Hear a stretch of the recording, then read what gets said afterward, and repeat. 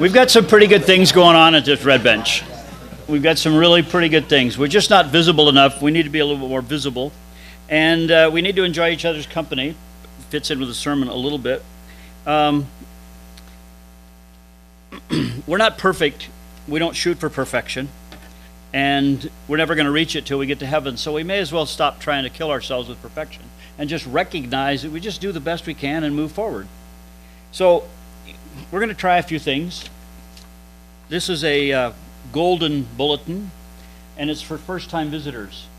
And we're going to start putting these in the bulletins, but next week Christine's going to announce a program of training greeters and training other people, etc. So that if someone comes in, they don't get lost between the front door and coming in here. They figure out where the restroom is and where the Sunday school is. And so we're going to pass these out. So if you see this and somebody's new and you haven't seen them before, make a mistake. Maybe they've been here longer than you and you just didn't know that. Make a mistake and hand this to them and show this to them and get it to fill out, because the point of this is the pastor and his wife or somebody or an elder is going to end up calling them and paying them a visit. We're going to be a little bit proactive here of actually trying to connect with people who, for whatever reason, decide to walk into this fabulous little small church. That's that one. There's another one, and it's 2 pages, and I'd like this passed out today because I'd like everybody today to actually read this. I know that's difficult, but I'd actually make your eyes touch words on paper and actually read these 2 sheets, because they are telling what we do. On paper, the ministries we have. We have a children's program, we have a youth program, we have a women's ministry, men's ministry, and about 4 others I haven't put down there yet. And I want you to know what we're doing, and I want you to tell other people what we're doing. And just raise the visibility of some of our programs here. Now, if you're involved in youth, where's Jesse? Whatever. You're involved in youth, and you read that and go, wait a minute, that's not quite right. Then change it. Come tell me, and we'll modify it, because we're not perfect. I wrote some intentional errors in here just to see if you'd catch them. No, I didn't. But there are mistakes, so catch them. Our children's program. Christine is in charge of nursery, the little teeny Rugrats. Robin, where are you? Right, look, stand up, Robin, stand up. Come on, Robin, stand up. Let me stand up, Robin. Robin. Preschool. Want to get rid of them for an hour? Robin, preschool. Deb, lower elementary. Who's in charge of upper elementary? Joel? Oh, come on, stand up. Come on, you just looked at me. Come on, stand up. Come on. Yeah, okay, fine. Upper elementary. Okay, we have people that want to work with these kids, and that's who you send them to. John, are you here? Yeah, you're not even going to stand up, are you? No. He's in charge of the chaos squad. I'm sorry, the high school. And the youth chaos squad, we got Jesse, Jake, Allie. They're the ones that do the programs once a month, etc. So oh, by the way, Craig Ferderer, Dr. Craig Ferderer, in charge of our youth men, he's volunteered to come give you guys a free breakfast to just brainstorm things you'd like to do, and he'll Q&A, answer all your questions. And I'll pay for the breakfast, or we'll do it at Eric's or something.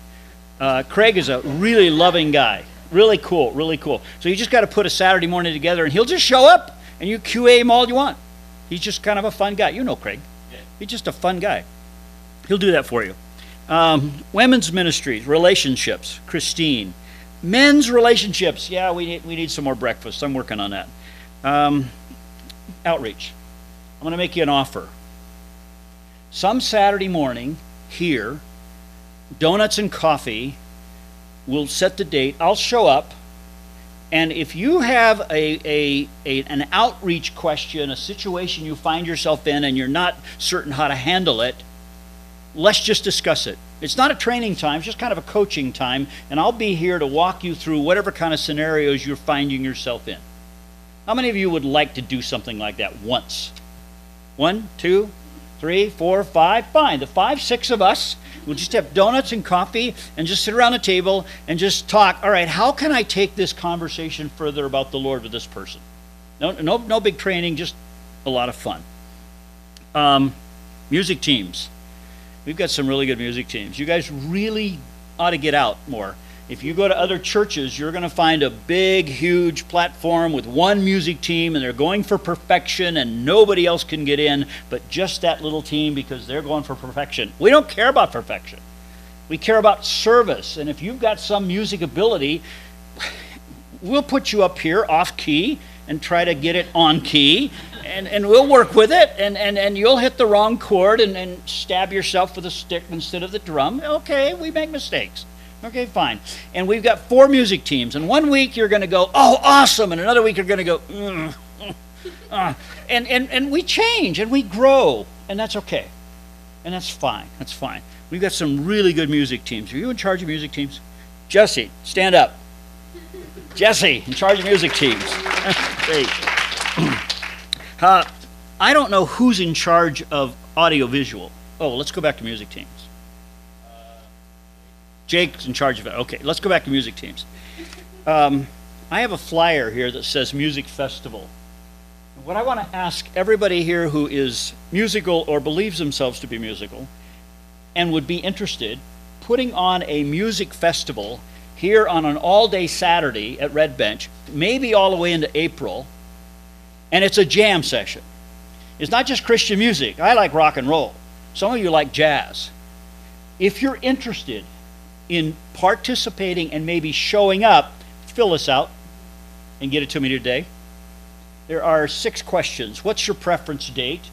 What part do you want to play in the festival? What kind of music do you want to hear or play? How long do you want to put up with it, all day or half a day? How will you personally promote it to the community, other people? This isn't a Christian thing. We just happen to all be Christians. Follow? You guys are awfully quiet. Too much overload? Okay, well, fill it out and get it back to me. If 3 people fill it out, we won't do it. If 10 people do, we'll pull it off. We'll pull it off. I was going to say a music something, and Phil came up with the word festival, which is a better idea. So, fine, fill it out. We have an adult Sunday school class, 9 o'clock. John's is teaching. Today he took us through a whole bunch of heresy about the book of Enoch, which was absolutely enjoyable and fun. We'd like to promote that Sunday school class. If you're 10 years or over, even mentally, we would love for you to come to that Sunday school class. John's is an excellent teacher. Those of you who've heard him, if you haven't heard him, he's still an excellent teacher. So, and I have no idea what we're teaching next after Jude, but John's going to do it. And so please come to that Sunday school class at 9 o'clock. We really do have a lot of fun. Yeah, there's a few of us old fogies there, but you're welcome if you're younger, and you would enjoy it because of his teaching. Life groups.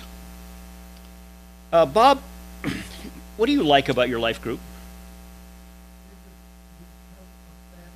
Mm-hmm. Can people be adopted into your family? So it's very open. It's open. Anybody in your family not really want anybody else? No? No? You go, no, we want other people. Want other people. Oh, okay. Johns, are you in a life group? No? What a sinner. Oh, boy. Oh, boy. Oh, boy. Do we have a life group? We have a life group. Do you like your life group? I love my life group. I love your chocolate. Why do you like your life group? Secret. Why do you like your life group?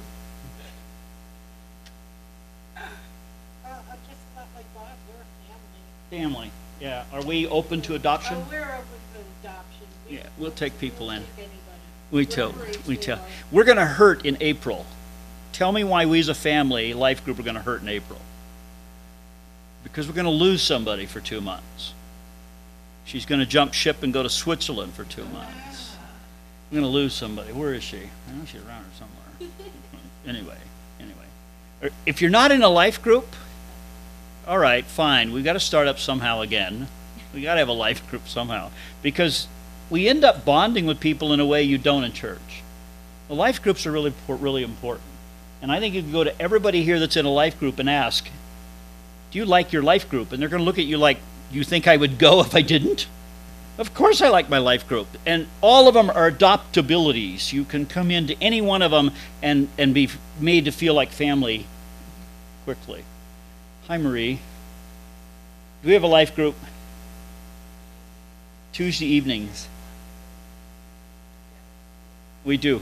Lots of room. Food's always good at her place, too. Yes, and in the bulletin, life groups are all in the bulletin. Take a look. Jump into 2 or 3. You don't like one, somebody you don't like in a life group, change. We're okay with that.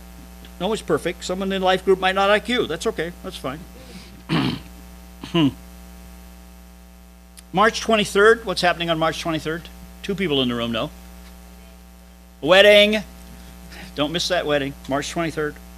Pass out the music flyer. Yes, please. Get that back to me. Furterer for the young guys if you want it. And some of you have been asked, would you like to teach in Sunday school? And you've panicked with, I don't know how to teach. So again, my wife and I have been doing this for years and years and years. We'll give a Saturday morning, one Saturday morning here at Red Bench, and we'll have a 2 to 3 hour donut time with coffee on how to teach. Kind of a little seminar on how to teach, particularly kids, how to teach kids. We'll use Gregory's 7 Laws of Teaching. Christine's done this for ages, and we'll just present that one time this semester. If you really want to come, no money, no charge, just show up, etc., and we'll have a session on how to teach. And then kind of get you over the, well, I wouldn't mind learning how to teach. I don't want to make a fool of myself. Okay, join the club. Nobody does. That's normal. Relationships. Relationships. Turn to Proverbs 18.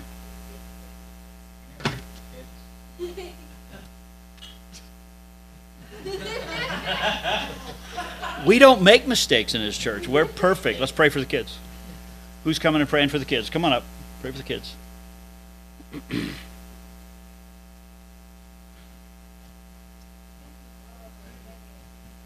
Hi, everyone. My name's Sam Fiala, in case anyone forgot. Yeah, so the strangest thing happened these past couple months. For some reason, I can only recall 25 letters of the alphabet. I don't know why.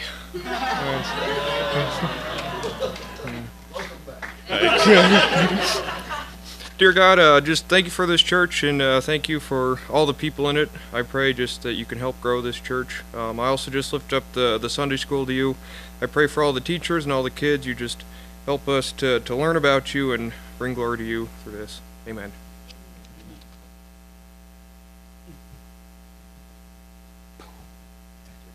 Yeah. Begin to feel comfortable inviting people to an imperfect church. Begin to feel comfortable doing that.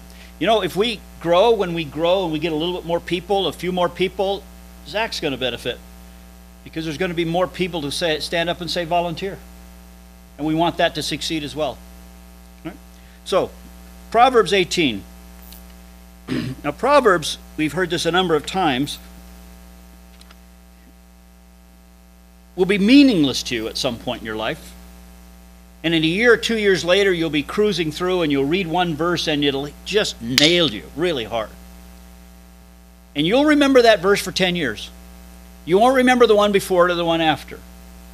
And then 2 years later, you'll be reading through and another one will just totally encourage you and build you up. And you'll remember that one for 10 years. So out of 31 chapters of Proverbs, you don't kind of memorize them all. You can, if you're that kind of a fanatic. But that's not how they work inside of you. They kind of catch you sideways when you're not ready for it. If you're not reading them, yeah, you're missing out. You're really missing out on some growth opportunities in your own personal life. So the idea of going through a whole chapter, each one, well, we could just read each one and let the Holy Spirit nail each one of you and close in prayer based on each different proverb. But we like a little bit of input from stuff. But you understand that my input on any of these given proverbs is my input. It's not yours. You're going to look at a proverb and go, well, that was interesting, but kind of dumb. It didn't say anything to me. But this one he didn't talk about was really meaningful. That's just the nature of a proverb. So I'm just going to touch the ones that slapped me upside the head. 18, verse 1. And this whole chapter is about relationships. One who isolates himself pursues selfish desires. He rebels against all sound judgment. On September 6th in 92, the decomposed body of Christopher McCandlish was discovered by moose hunters just outside the northern boundary of Denali National Park in Canada. He died inside of a rusting-out bus that served as a makeshift shelter for trappers, dog mushers, and other backcountry visitors. Taped to the door was a note scrawled on a page torn from a novel by Nikolai Gogol, he's a Russian writer. The note read, "Attention possible visitors, SOS. I need your help. I am injured, near death, too weak to hike out of here. I am alone, all alone. This is no joke. In the name of God, please remain to save me. I am out collecting berries close by and shall return this evening. Thank you. Chris McCandless. August, ? He was 24 years old. A man by the name of John Krakauer wrote a book, describes him in his book, Into the Wild. I think they made him a movie out of it. And Krakauer claims that McCandlish died of poisoning. He ate the wrong potato. But another person came along and critiqued or criticized Krakauer. This critic said, Into the Wild is a sham, a fraud, and a misrepresentation. There, I finally said what somebody has needed to say for a long time. Krakauer took a poor, misfortunate man who was prone to paranoia, someone who left a note talking about his desire to kill the false being inside, someone who managed to starve to death in a deserted bus just off one of the main thoroughfares in Canada, and made the guy into a celebrity. Why did the author do that? Well, it's obvious he wanted to write a book that sold. Krakauer, the author of the book, he received thousands of letters from people who admired McCandlish for his rejection of conformity, his rejection of materialism, in order to discover what was authentic and what was not, to test himself to experience the raw throb of life without a safety net. Krakauer also received thousands of letters, emails, from people who thought that McCandlish was an idiot who came to grief because he was arrogant, woefully unprepared, mentally unbalanced, and possibly suicidal. Proverbs 18:1. The one who isolates himself pursues selfish desires. He rebels against all sound judgment. Proverbs would claim that it is utterly ridiculous to reject conformity and materialism in order to discover what is authentic and what was not, to test yourself, to experience the raw throb of life without a safety net. That rebels against all sound reason. Now, you ever wanted to be alone? You ever wanted to be alone? Don't lie to me, raise your hand. You want to be alone, okay? True confession time. Why? No one wants to confess why. All a bunch of cowards. My wife likes quiet. Just tired. Another body in the room is draining energy-wise. I'm tired. Other reasons? What? Yeah. What? Yeah. Interacting with people is exhausting.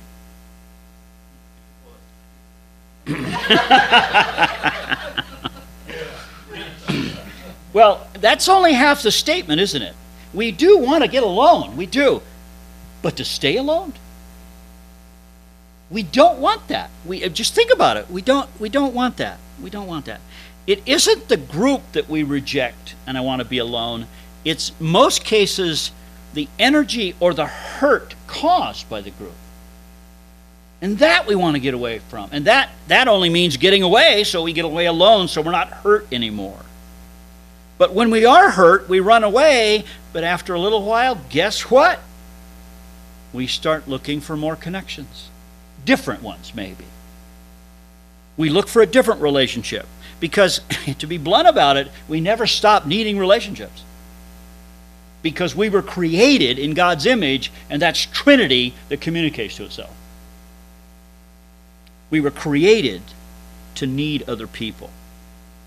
weren't created to exist alone. So you can't discover what is authentic in life by running away from other humans. Can't do it. To experience the raw throb of life without a safety net ends in death and doesn't bring the happiness you think it does. As much as you go out into the wild and think, oh, a bedroll and a backpack and a fishing pole, forever. No. You die. You die of that word you never dreamed would come up in your vocabulary, loneliness. And there's a huge difference between being alone and being lonely. Years ago, a gal named Barbara that I was witnessing to, and I brought her home to Christine, and we were feeding her, and she had everything you can imagine. She had money, she had looks, she had position, she had power, she had grades, she had all of it. And the three of us had been going back and forth over this relationship about 8 months. And one day she felt freedom. Again, we talked about the Bible and et cetera. She felt the freedom to ask me in front of Christine, can you ever be alone? I thought about that because we'd had interactions for 8 months with her, and I said, well, Barbara, I'm going to answer the question, yes, I can, but you have to understand, I never am. She said, what you're saying because Jesus is always with you. I said, yes. And that makes a decided difference in my psyche of how I approach life. And she said this. She said, I just can't be alone. I just can't be. And I said, well, why don't you let Jesus fill? No, I need another person. I need another person. Her life was a mess. Her life was a mess. And she had everything this world has to offer. And her life was a mess. And she couldn't be alone. She had to be around another person. But no fulfillment. How many have read the book Ready Player One or seen the movie?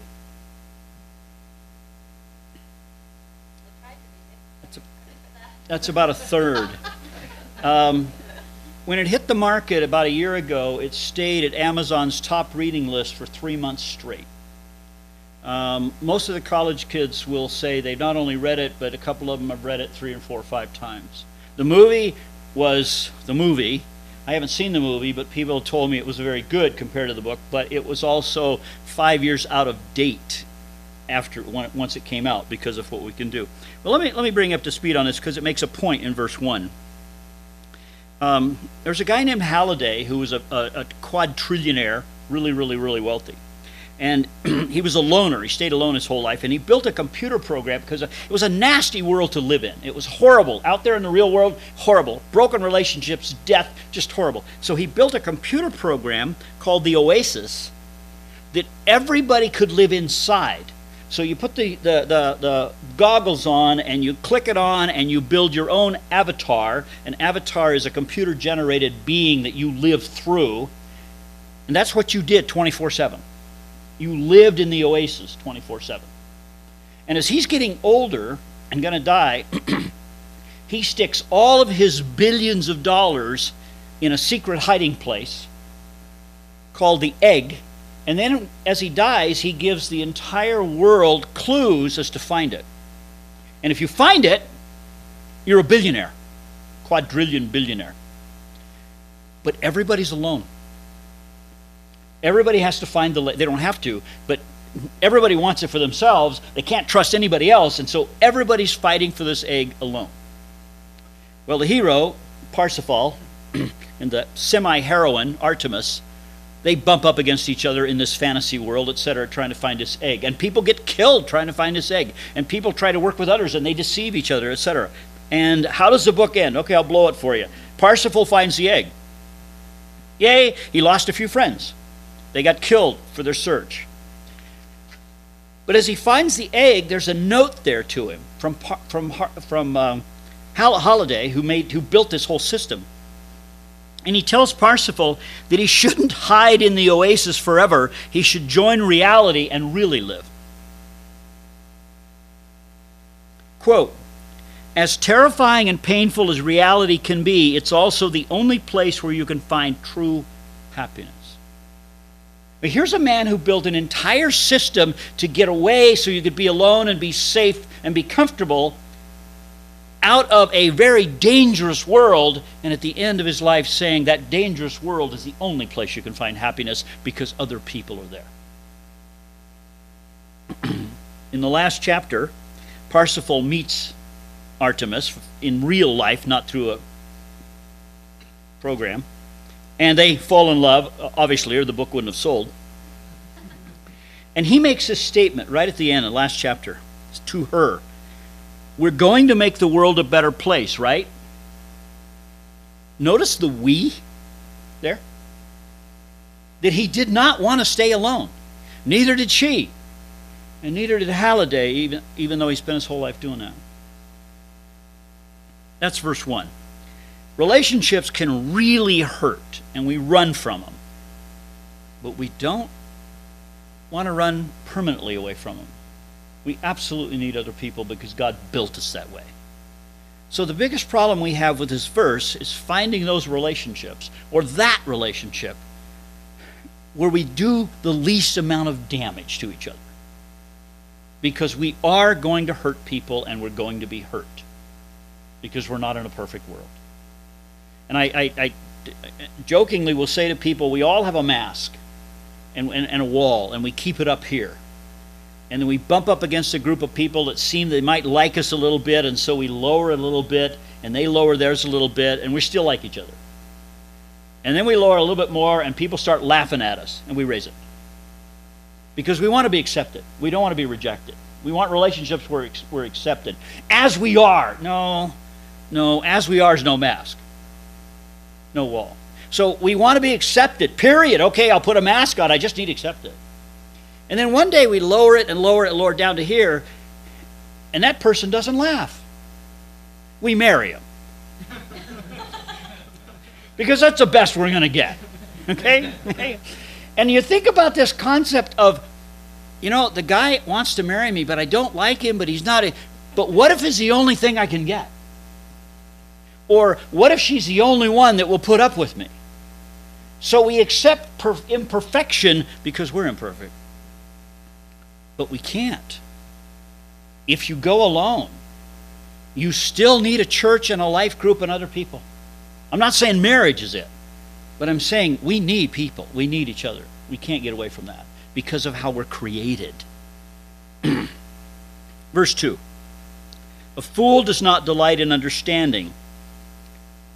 It has to do with relationships, but he only wants to show off his opinions. There are millions of stories about opinionated people. One female character in Jane Austen movie would always give her opinion and then say that all her friends told her how good her opinions were. A male character in another movie told his friends that his opinion was intuitive. He just knew he was right. Okay. Well, the idea of delighting in understanding, now get this. Delighting in understanding has nothing to do with impressing other people. Now think about it. Have you ever studied something, stumbled across something, and you got it? And it clicked. And you went, cool. Wow, I got that. Now you want to tell everybody else how smart you are. But that concept of, I delight in learning things. The fool doesn't delight in figuring things out. The fool only gets turned on when he states his opinion. Don't need facts, just a listening ear. Now, why do people express their opinions based on no facts? I'm open. Everybody has a right to his own. That's right. I have a right to my own opinion, and you have the dubious distinction of being forced to listen to it. Why do we give our opinions when they're not based on fact? I said we at that point. I shifted away from why do people to we. Well, opinions can be based on a prettier past than what we actually lived. And so we'll fabricate it because we wish we'd had.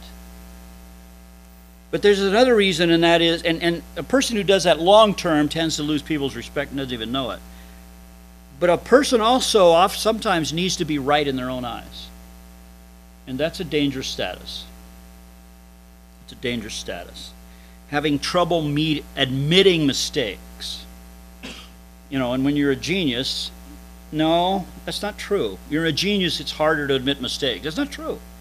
Very ignorant people can have trouble admitting mistakes. It's something inside the being that says, I don't want to be wrong. I don't want to be wrong. So there's solutions to stop acting like a fool. Stop talking. That helps.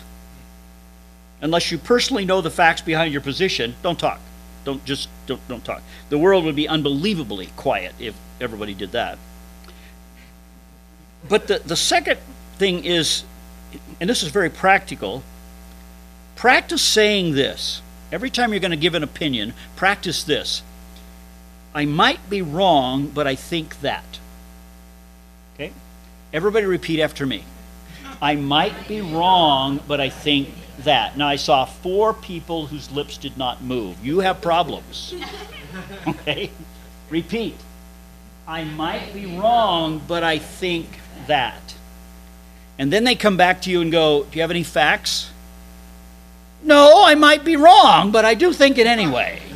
That's okay. Now you're not in a deceptive war of words of trying to shove your view on somebody based on nothing. I might be wrong.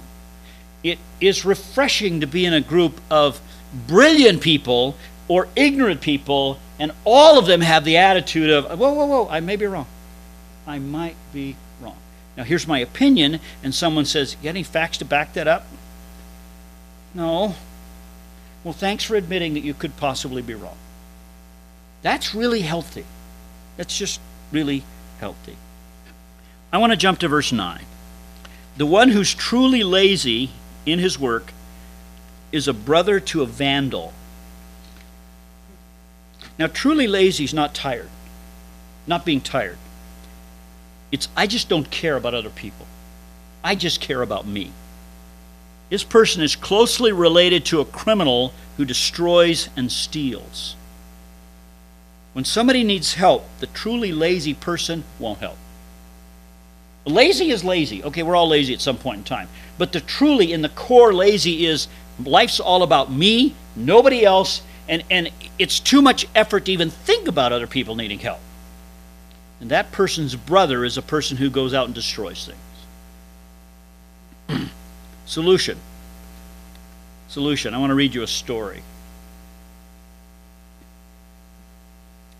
The truly lazy person needs to be forced to work in difficult situations or receive severe consequences.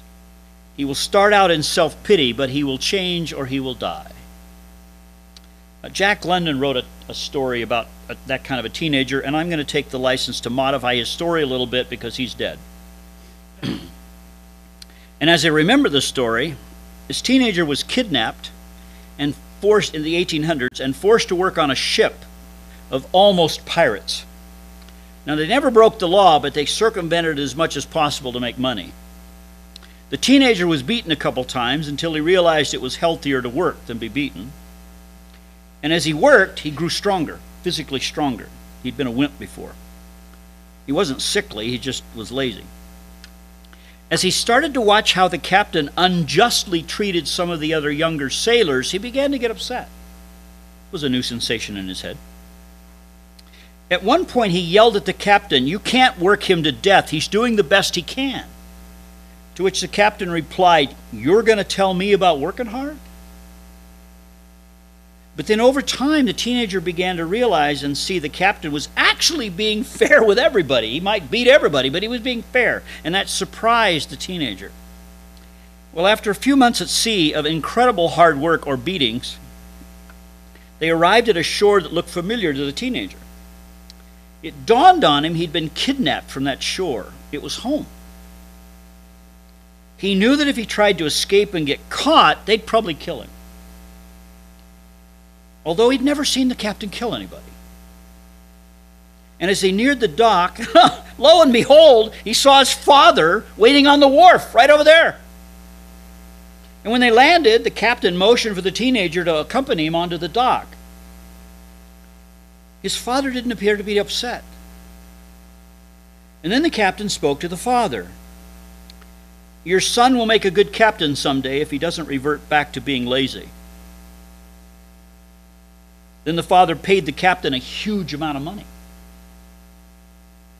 The captain walked off. The teenager said to his father, "You paid that captain to kidnap me."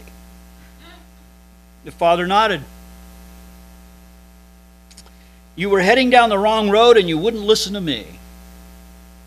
If that captain says you're changed, then I'm willing to give you your own ship." And he points to a frigate over here that's anchored in the bay that's worth tons of money and a whole crew belonging to the kid. That teenager became a famous pirate. No, I made that part up. That's not part of the story. Sorry, that's part up at all. How do you get rid of true laziness? Some really hard times. Some really hard times. Not much else works. Being lazy is not a problem. We're all lazy. We all fight that. But being truly lazy, it's damaging. That really hurts other people. Verse 10. The name of Yahweh is a strong tower. The righteous run to it and are protected. I wanted to preach this verse by asking anybody over 50 to tell me how that verse applies to you. How have you applied this verse to yourself? Because when you're 16, it doesn't have a lot of meaning. But over time, you begin to realize names are really important.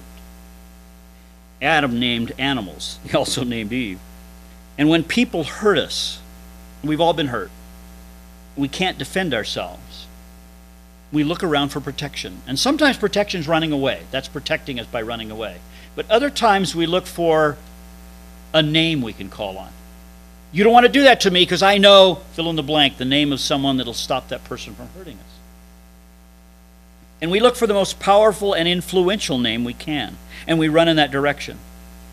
And sometimes the name doesn't work, or it doesn't work immediately. When I was in high school, I came up with two stepbrothers. Is this being taped? I'm going to be in trouble. One of the stepbrothers was older than me. And he and I just had no relationship, not positive or negative. He was just 5 years older than me. But he was built. He threw around 50-pound jacks every day, and he was built. And I had just gotten a car, and I was quite proud of it. And that city we lived, that town we lived in, they would block the streets off for the weekends for 2 whole blocks and set up record players, of which you no longer know what they are. And they would play Elvis and rock and roll and dance music and let all the teenagers in town dance in the streets. They're a very innovative city council here. And I pulled the car up at one point, stopped in the parking place outside of it, and I'm going to get out and brag about my car. And I'm a sophomore. And this very drunk senior comes over and leans in and pours a can of beer all over my lap and seat. I'm not stupid. He's bigger than me. I backed out and drove home. And I'm concerned more about the seat than I am me. And I walk in, and there's my older stepbrother looking at me. And he goes, "What happened to you?" And I said, "Oh, I just spilled some beer on my lap." He goes, hold on. "You're one of those Christian things. You don't drink beer." I said, No, I just spilled some beer." He grabs me, lifts me off the floor, and says, "I asked you a question." Okay. So I told him. So he put me down. He goes, "I'll take care of the seat. You stink. Go take a shower." That was Friday night. And he cleaned the seat. Thursday, the next day, the next week, that senior who had done that to me came to school again. Bandaged arm, bandaged rib, and a bandaged head. 50 years ago, you could do this kind of stuff. And he was given a message. My older brother's name was Dwayne. His stepbrother was Dwayne. The message was, "Dwayne likes Floyd." Oh, I love that name. Dwayne. Schneider, we're going to beat the Dwayne. Love that name. Loved that name. Didn't have to fight the rest of my high school years. Didn't have to run. Didn't have to carry my knife to school. My dog didn't have to eat people. That was great. That was great. We go to people who will help us. And my next whole illustration I'm just going to skip. Because the point is, the one name that can help us the fastest, the most, is Jesus. And it is a tower, because he is in ultimate control of everything. It doesn't mean we're going to get help immediately, because sometimes we need to experience some things that we don't like. And Solomon, who wrote this, basically said, the righteous run to the name of Yahweh. The righteous are those who themselves understand, only Jesus can save me. And it's only grace alone. And I need to submit to him and love him and follow him. So the righteous may suffer temporarily, but we will eventually be released from all suffering. Why? Because the name of Yahweh has all power and knowledge to bring absolute justice to each one of us eventually. Ecclesiastes 9:1. Indeed, I took all this to heart and explained it all. The righteous, the wise, and their works are in God's hands. Remember that the next time you need protection.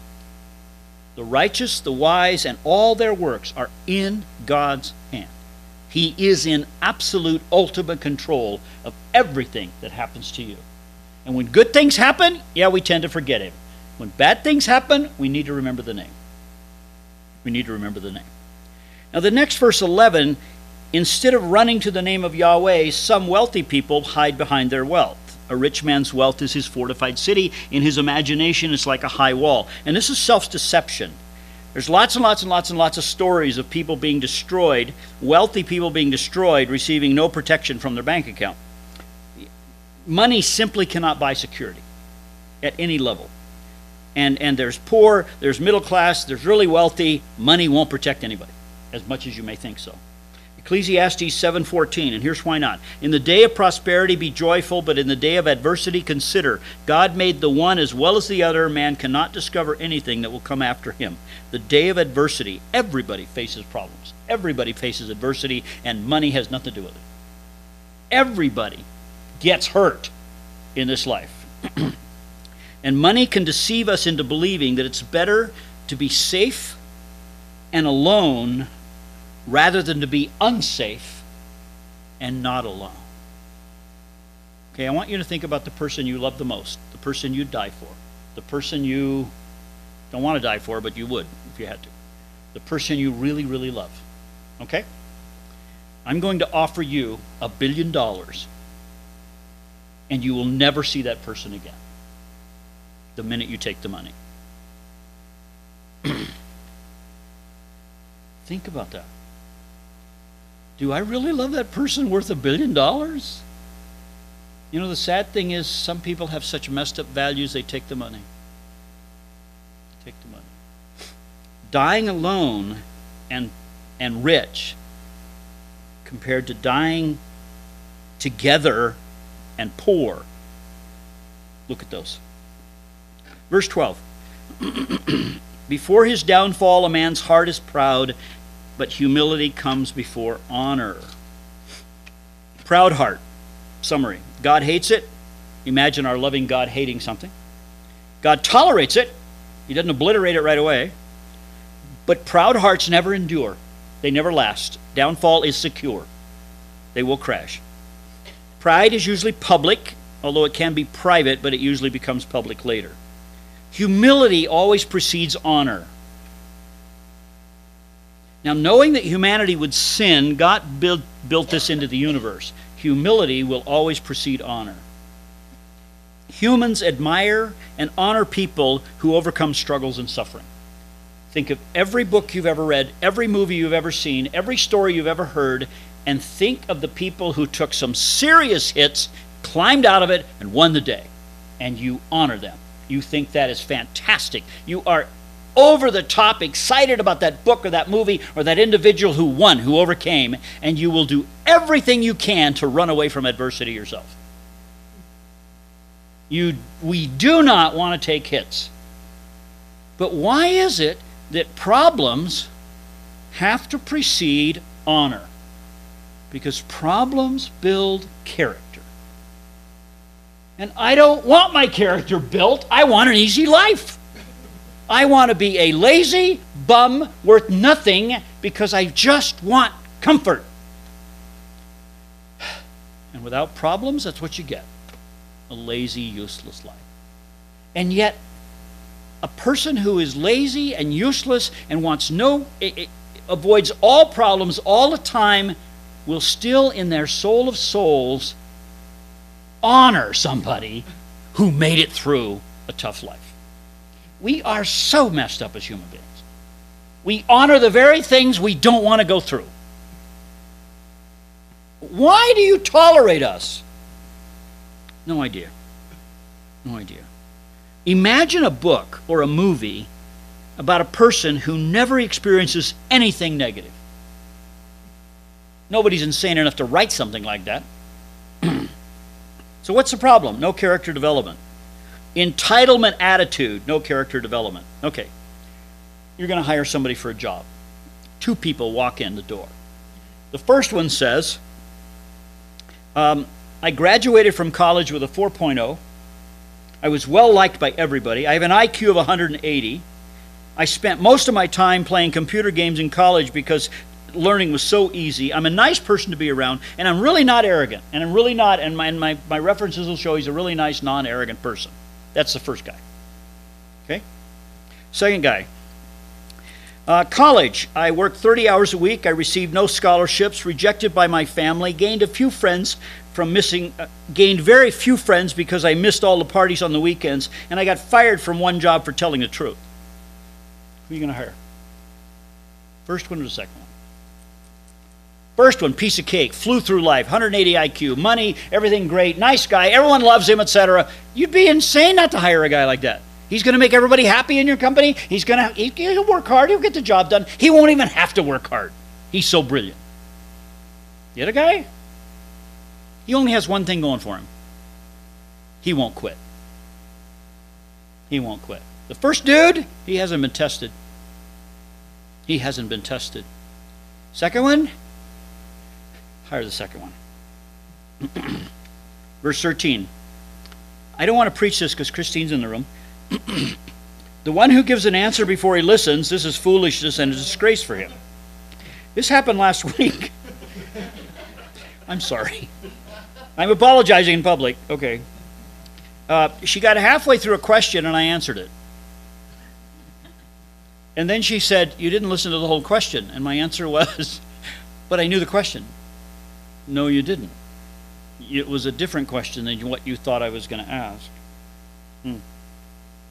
You see, the answer you give to a question when you're not sure it's the right question is usually a wrong answer. And my answer was a wrong answer because I'd answered the wrong question because I was foolish, stupid enough to not listen to the whole question. The solution is, even if a question is foolish, listen to the whole thing. It might not be the question you thought it was going to be. Okay, that's all I'm going to say on that because this is embarrassing. Verse 15. The mind of the discerning acquires knowledge, and the ear of the wise hears it. That kind of fits verse 2 about opinionated without facts. Verse 22. A man who finds a wife finds a good thing and obtains favor from the Lord. Why didn't Solomon write, a woman who finds a good husband finds a good thing? And the only answer I came up with was women didn't have a choice during Solomon's day. Okay, that's just what happened. But I do want to say seriously that a good thing is a really wrong, bad translation. There's only one word in the text, and we put it into 3 words, a good thing. It really should read, he who finds a wife finds good. That's what the verse is saying, not a thing, an object here. As if, well, I got a tractor, I got a cow, I got a wife. No, not at all. And culture determines how. Finding means process. Okay? And so culture determines how a man finds a wife. In every case, a process is involved. In the Jewish culture, how many have seen Fiddler on the Roof? Okay? Yeah. How did they find a wife there? Matchmaker. I have an Afghan friend here in town who told me that the mothers there go from house to house asking, do you have a daughter? And then they meet the daughter and they say, yeah, you might, okay, talk to him, etc. And so the mother's job is to go find a wife for the son.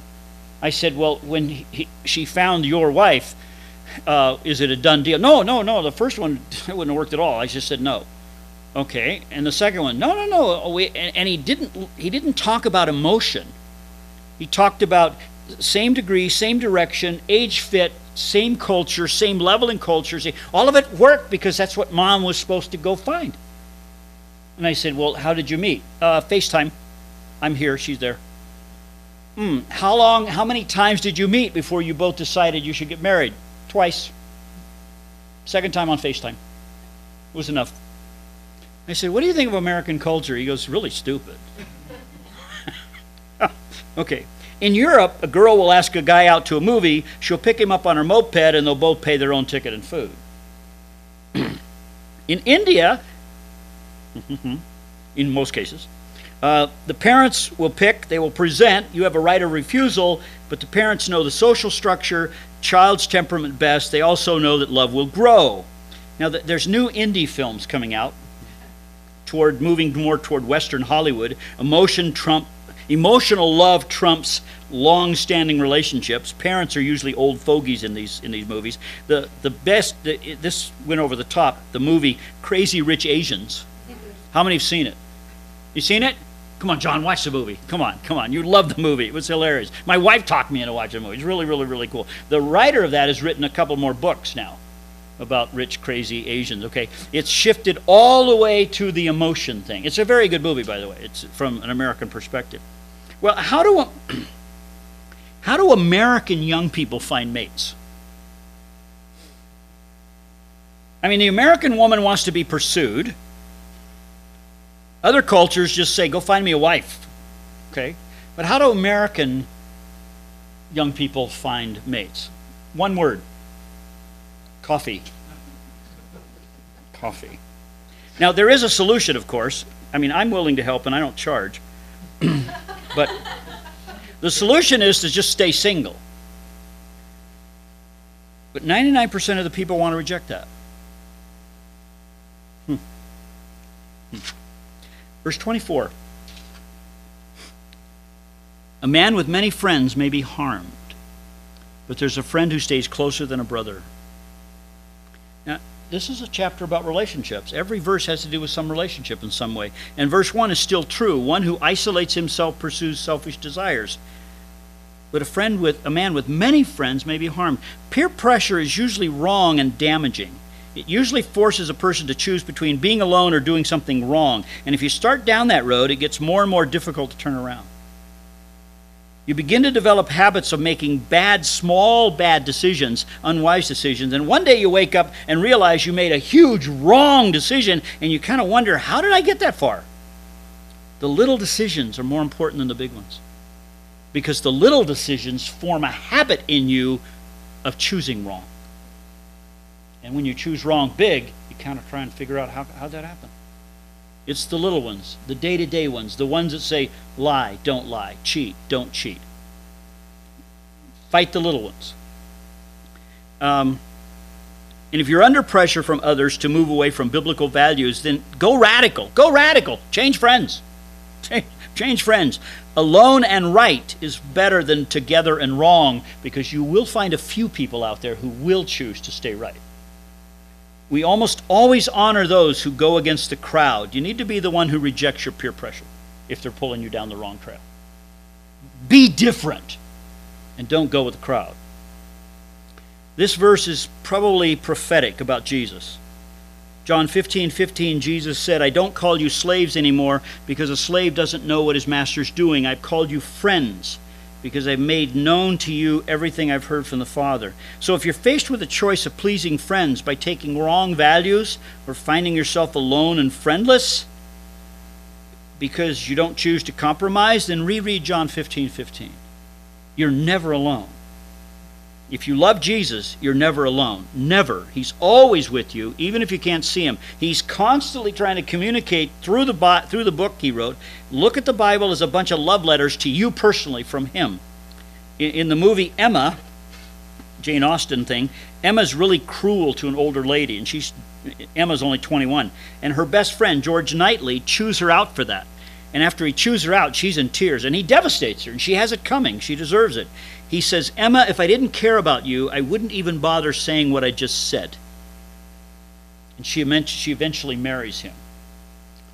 Jesus isn't always going to say nice things to us, but he will always tell you the truth. He will always tell you the truth, and he's always there. I got saved at 12 years old because a pastor told me, Jesus wants to be your friend, and he'll never leave. Now, you may have gotten saved for a bunch of other reasons, but relationships are far more important than we think, and we isolate ourselves out, and we close ourselves off. It won't work. It won't work. But if you've been devastated and hurt by some relationship, I'm begging you, go talk to Jesus about it, because he'll get you back on the right track. And he will tell you the truth. You can't put a facade up. He sees right through you. Go talk to him. Go talk to him. That's Proverbs. Lord, thank you for all these verses that hit me. If they didn't hit other people, Lord, well, that's not my fault. That's between you and them. Open our hearts and minds to what you had to say to each one of us individually, and then pull us together. Grow this church, Lord, as a church of imperfect people who are imperfectly trying to just make it work, and building each other in the faith as we wait for you to come back. And we're ready. Come back anytime now, Lord. In your name. Amen. See you next week. See you Wednesday morning. We have a men's group on Wednesday morning at the ungodly hour of 6:30. Women can come as well. We just call it a men's group because only men come. We are meeting at Frankie Doodle's on 2nd at 6:30. Pay for your own food. And we are doing the incredible task of properly interpreting the book of Ezekiel. Bob, Bill, Phil spend more time laughing than we do anything else. So please come. Please come. You're invited.